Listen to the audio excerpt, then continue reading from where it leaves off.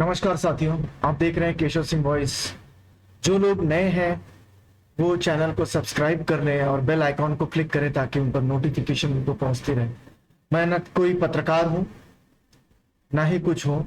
मैं एक सादा उन चीजों को जो हमारे सामने, हमारे आंखों के सामने जो घटनाएं घट रही हैं, उन्हें अपने तरीके से, मैं ये नहीं कहूंगा कि 100% लोगों के नजरिए से वो सही हो सकता है, क्योंकि वो कईयों के नजरिए से वो गलत भी हो सकता है। मैं उस नजर से देखना चाहता हूं जो न इधर है न उधर है। जो दिख रहा है, अगर वो गलत है तो उसे गलत कहना सीखो।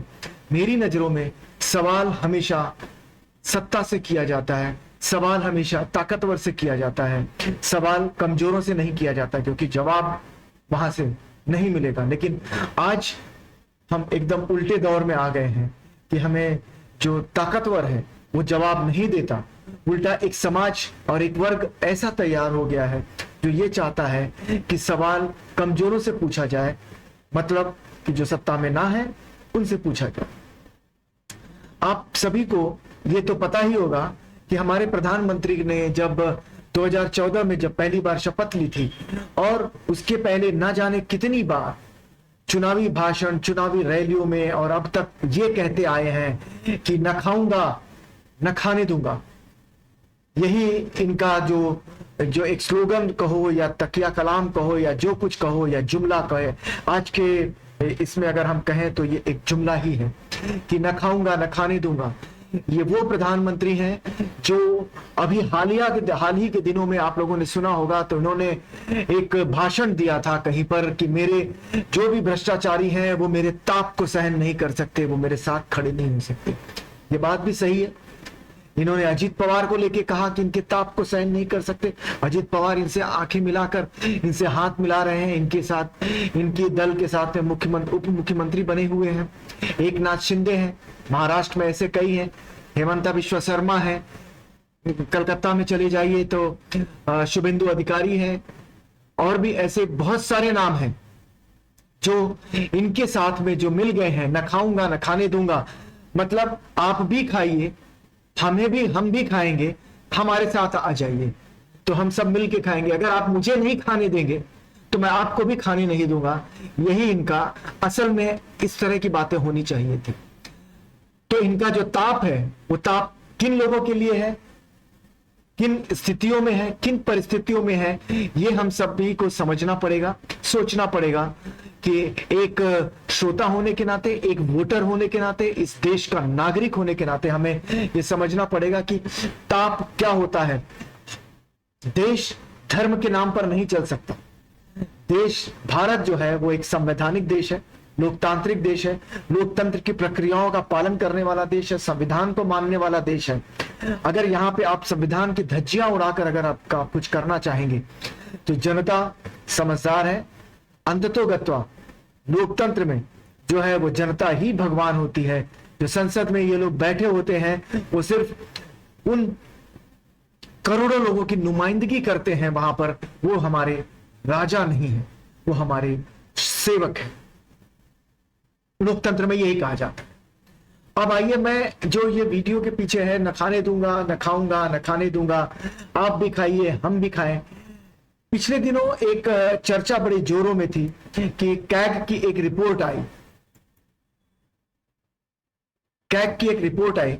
उस रिपोर्ट के अंदर कुछ बातों को उस कैग में बाहर निकाला गया, उजागर किया गया, और उनमें इस सरकार ने क्या किया, 3 कैग के जो ऑडिटर्स हैं उनका तबादला करवा दिया, उनका ट्रांसफर करा दिया।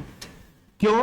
क्योंकि उन्होंने द वायर के रिपोर्ट के अनुसार जो तीसरे जो ऑडिटर्स थे वो अशोक सिन्हा साहब, उन्होंने had initiated the audit of the Ayushman Bharat scheme. जो तीसरे जो अमित सिन्हा हैं, उन्होंने आयुष्मान भारत स्कीम का जो है उसके बारे में उन्होंने उसकी तहकीकात करनी शुरू की उसके अंदर, क्योंकि ये पता चला था कि इसके अंदर बहुत बड़ा एक घोटाला हुआ है। ठीक उसी तरह से जो ऑडिटर्स जनरल की जो एक रिपोर्ट आई थी, उस रिपोर्ट में जो ये कहा गया था, उस रिपोर्ट में जो साफ साफ निकल कर आया था कि कैसे द्वारका एक्सप्रेसवे में भारतमाला एंड आयुष्मान भारत में के अंदर किस तरह के घोटाले और कैसे घोटाले, किस तरह से उन घोटालों को अंजाम दिया गया है। हम सब ये जानते हैं कि इसी कैग विनोद राय, इन्हीं के कारण जो है कांग्रेस की सत्ता गई, कांग्रेस को किस तरह से हटाया गया, किस तरह के आरोप लगे थे। हम सब यह भी जानते हैं कि जिन पर आरोप लगे थे कांग्रेस ने उन्हें मंत्रिमंडल से हटाया, उन्हें जेल के सलाखों के पीछे तक पहुंचाया।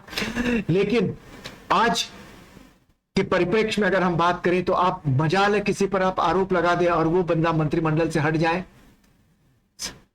सबसे बड़ा उदाहरण अगर निकट भविष्य में के अंदर अगर हम देखें तो जो टेनी महाराज हैं, वो उनके पुत्र ने जब थार से कई किसानों को रौंदा, वो गृह राज्य मंत्री हैं, उन्हें अगर देखा जाए तो नैतिकता के आधार पर हट जाना चाहिए था, लेकिन नहीं, वो नहीं हटे। दूसरे आ जाते हैं बृजभूषण शरण सिंह, किस तरह से भारतीय जनता पार्टी ने उन्हें शरण दी, किस तरह उनकी तरह से बचाव किया। जो इस समय जो रिपोर्ट शंकर जो आ रही है, वो दिल्ली पुलिस ने ये कहा है कि इन्होंने गाही पकाए वो महिला पहलवानों के साथ में, महिला एथलीट के साथ में इन्होंने अभद्रता की है।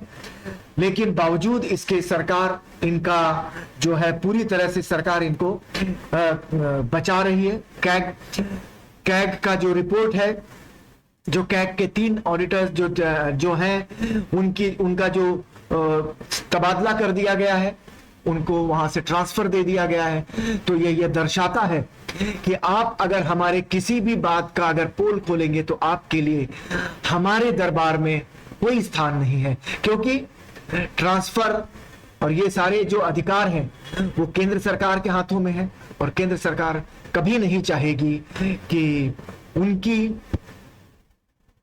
कोई भी पोल वो जनता के सामने खुले, जनता के सामने आए। और यही है कि न खाऊंगा न खाने दूंगा, अब आप रहेंगे नहीं तो पता नहीं चलेगा। अब जनता का काम है कि वो कैसे इन लोगों को, क्योंकि इन्होंने कई रिपोर्ट्स दबा के रखी है भारतीय जनता पार्टी ने, ये धर्म के नाम पर वो उन्माद, और हिंदू मुसलमान में जहां पर भी मुस्लिम एंगल अगर मिल जाता है उसे किस तरह से एनकैश करना है, यही भारतीय जनता पार्टी की जो प्रचार तंत्र की जो इकाई है, ये लोग हैं वही देखते हैं, वही करते हैं और वही लोगों को परोसते हैं, और वही ज्ञान अब उन्होंने उस तरह की जो भीड़ है वो अपने हिसाब से तैयार कर ली है, खास करके हिंदी भाषी क्षेत्रों में, हिंदी भाषी राज्यों में, जो एक हिंदी बेल्ट कहा जाता है या उसे काउ बेल्ट के नाम से भी हम कहते हैं, वहां पर तो बड़े शर्म की बात है कि एक प्रधानमंत्री जो अपने आप को बड़ा नीट, बड़ा साफ सुथरा कहता था, अगर उसकी सरकार में अगर किसी ने उंगली उठाई और उसके ट्रांसफर कर दिए गए तो हम अब क्या ही कहें। अब आप समझिए, क्योंकि समझना और ना समझना जनता के हाथ में है। हम तो सिर्फ आप तक उन बातों को रखना चाहते हैं, और हम कोई निर्णय तो नहीं, लेकिन अगर कोई क्रिया हुई है और उसके बदले में अगर प्रतिक्रिया हुई है तो इसका मतलब है कि कुछ न कुछ तो गड़बड़ हुआ है, या हो रहा था, या हो रहा है, उसे छुपाने की कोशिश की जा रही है। धन्यवाद आप सब।